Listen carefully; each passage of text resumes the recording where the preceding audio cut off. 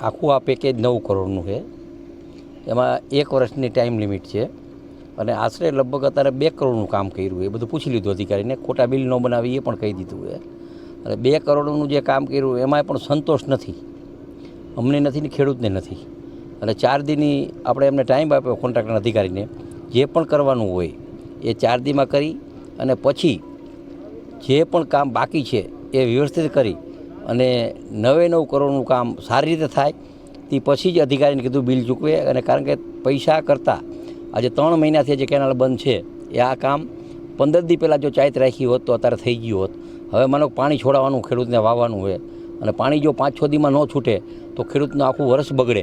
એટલે અત્યારે જેટલું થયું છે એટલું 4 દીમાં પૂરું કરે અને પાણી છોડાવવા માટે આજે અત્યારે અમે ને પ્રકાશભાઈ ગાંધીનગર જઈ અને કઈ રીતે તાત્કાલિક પાણી છૂટે એના પ્રયત્ન છે, પણ કામ જે કરવાનું છે એ બાકી છે એ પણ સારી રીતે થાય એવા એક કોન્ટ્રાક્ટરના અધિકારીને પણ સૂચના આપી।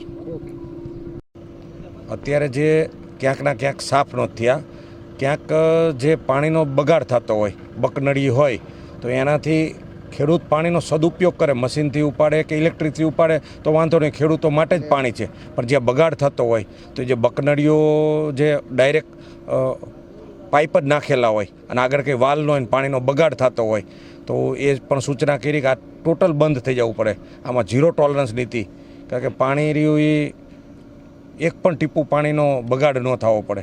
અહીંથી પાણી બગડે એટલે આગળ છેડવાના ખેડૂતને પાણી ન મળે અને ઢાંકીથી જે નીકળતું હોય ત્યાંથી જે અહીં લગી પાણી પહોંચવામાં ઓછા વિસ્તારમાં વધુ પાણીનો ત્યાં બગાડ થતો હોય। અહીં પાણી મીડિયમ હોય ને પાછા છેવાડે પાણી નથી પહોંચતું તો આ બધું